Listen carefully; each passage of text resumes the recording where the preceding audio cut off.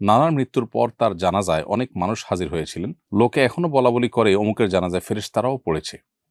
আমার জানার বিষয় হলো, কোনো মানুষের জানাজা কি ফেরেশতারা পড়ে? আর জানাজা লোক বেশি হওয়া কি লোকটি জান্নাতি হওয়ার আলামত? প্রিয় দর্শক, আপনার প্রশ্নের উত্তর হলো, জানাজায় ফেরেশতারাও কখনো কখনো উপস্থিত হয়। এটি প্রিয় নবী সাল্লাল্লাহু আলাইহি ওয়াসাল্লাম থেকে একটি হাদিস বর্ণিত হয়েছে। যে হাদিসটি সূরা নাসাঈতে বর্ণিত হয়েছে, সেই হাদিসের আলোকে বোঝা যায় এবং প্রমাণিত হয়। হাদিসটি সাহাবা রাদিয়াল্লাহু তাআলা বর্ণনা করেছেন যে নবী করিম সাল্লাল্লাহু আলাইহি ওয়াসাল্লাম একটি জানাজায় যাওয়ার সময় তাকে যখন বাহনে চড়তে বলা হলো, তিনি অস্বীকার করলেন এবং জানাজা পড়ে ফেরার সময় তিনি বাহনে ঠিকই চড়লেন। যখন তাকে জিজ্ঞাসা করা হলো যে আপনি প্রথমে বাহনে কেন চড়তে চাননি, তিনি তখন বললেন, এই জানাজা বিপুল পরিমাণ ফেরেশতারা উপস্থিত হয়েছেন এবং সমস্ত শূন্য জায়গাগুলো ফেরেশতায় পরিপূর্ণ ছিল, এজন্য আমি বাহনে চড়তে চাইনি। এ হাদিস থেকে পরিষ্কারভাবে বোঝা গেল যে জানাজায় ফেরেশতা উপস্থিত হতে পারে। মানুষের জানাজায় ফেরেশতা উপস্থিত হওয়াটা এটি অস্বাভাবিক কোনো বিষয় নয়। তবে প্রত্যেক মুসলমানের জানাজাতেই যে ফেরেশতারা উপস্থিত হয় এমনটি কিন্তু হাদিস থেকে বোঝা যায় না। এখান থেকে একটি বিশেষ ঘটনায় বোঝা যায়। অতএব বিশেষ কোনো ব্যক্তির ক্ষেত্রে তার মর্যাদা, আল্লাহর কাছে তার সম্মানের খাতিরে ফেরেশতারা তার জানাজায় শামিল হতে পারেন। সেই সাথে আরেকটি বিষয় এখানে উল্লেখ করার মতো, সেটি হলো নবী করিম সাল্লাল্লাহু আলাইহি ওয়াসাল্লাম যে বাহনে চড়েননি, অথচ সাধারণ মানুষ তো অনেকে হয়তো বাহনে এসেছেন, তাহলে তাদের কি হবে? উত্তর হলো যে নবী করিম সাল্লাল্লাহু আলাইহি ওয়াসাল্লাম যেখানে তাকে আল্লাহ তাআলা ওহীর মাধ্যমে জানিয়েছেন বা তিনি তার সামনে আল্লাহ তাআলা বিষয়টাকে স্পষ্ট করেছেন, তিনি দেখতে পেয়েছেন, সেজন্য তিনি বাহনে চড়েননি। অন্যদের বেলায় যেহেতু এটি প্রযোজ্য নয়, অতএব তাদের বাহনে চড়লে অসুবিধা তাদের জন্য ছিল না। আর এই হাদিসের আলোকে বোঝা গেল যে আপনার নানার জানাজায় বিপুল পরিমাণ মানুষ হলে সেখানে কিছু ফেরেশতাও থেকে থাকতে পারেন। ফেরেশতা জানাজা উপস্থিত হলে তার দুটি রূপ হতে পারে। একটি হলো ফেরেশতাকে আল্লাহ রাব্বুল আলামিন জিনের মতো যেকোনো আকৃতি ধারণ করবার ক্ষমতা দিয়েছেন। ইসলামী আকীদা অনুযায়ী ফেরেশতারা যেকোনো আকৃতি ধারণ করতে পারেন। সেই হিসাবে তারা মানুষের আকৃতি ধারণ করে উপস্থিত হতে পারেন। আবার তারা বাতাসের সাথে মিশে যেতে পারেন, মানুষের চোখের আলোয় অদৃশ্য থাকতে পারেন জিনের মতো, যে তাদের উপস্থিতি মানুষ টের পাবে না। অতএব সেভাবেও তারা উপস্থিত হতে পারেন। ২ ভাবেই উপস্থিত হওয়ার সম্ভাবনা রয়েছে। আপনার নানার জানাজায় বিপুল পরিমাণ যে মানুষ হয়েছে তা হতে পারে। তারা সবাই সাধারণ মানুষ। কাকতালীয়ভাবে এটা হতে পারে। আবার আল্লাহর কাছে প্রিয় বান্দা হওয়ার কারণে বা মানুষের কাছে প্রিয় হওয়ার কারণে বেশি মানুষ উপস্থিত হয়ে থাকতে পারেন। আবার এর মধ্যে কিছু লোক ফেরেশতা থাকলেও থাকতে পারেন। বাকি এর কোনটিকে আসলে হলফ করে বলা কঠিন যে এখানে ফেরেশতারাই জানাজা পড়েছে, এমনটি নিশ্চিত করে বলা মুশকিল। তবে জানাজায় মানুষ বেশি হলে এটি জান্নাতি হওয়ার আলামত, এভাবে হাদিসে না আসলেও তবে এটি ভালো লক্ষণ হিসেবে হাদিসে উল্লেখ হয়েছে, যেটি মুসনাদে আহমদে বর্ণিত হয়েছে। আম্মা আয়েশা রাদিয়াল্লাহু তাআলা বর্ণনা করেছেন যে নবী করিম সাল্লাল্লাহু আলাইহি ওয়াসাল্লাম ইরশাদ করেছেন, মা মিন মাইয়িতিন ইউসাল্লা আলাইহি উম্মাতুম মিনান নাস।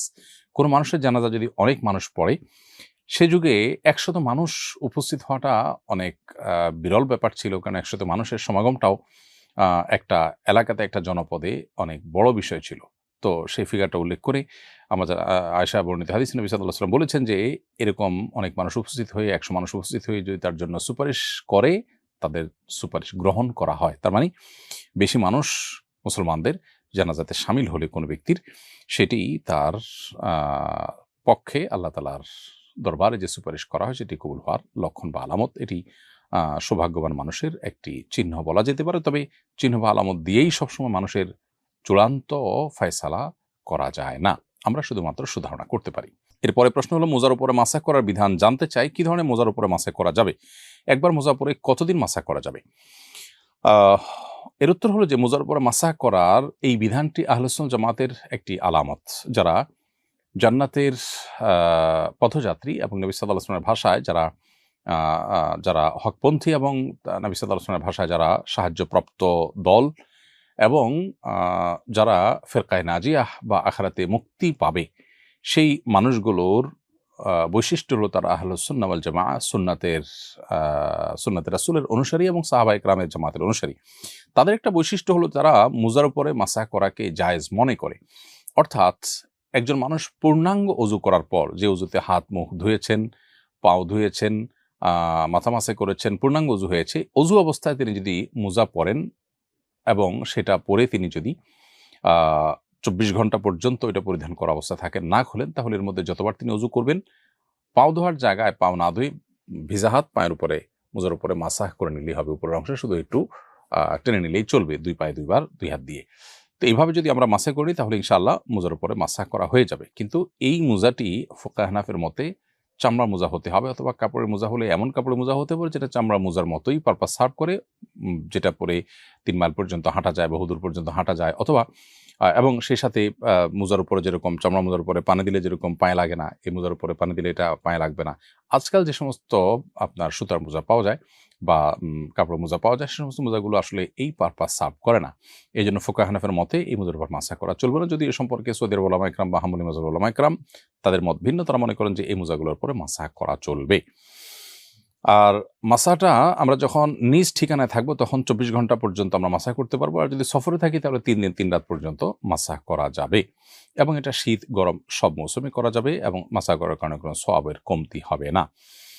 অতএব পবিত্র অবস্থায় মোজা পরার পর আমরা এই মাসা করার সুবিধাটা পাবো, এবং এটার মেয়াদ শেষ হয়ে গেলে আবার মোজা খুলে পূর্ণাঙ্গ উজু করে আবার আমরা চাইলে মোজা পরে তার উপরে যতবার উজু করবো মাসা করে নিলে চলবে পায়ে ধোয়ার পরিবর্তে।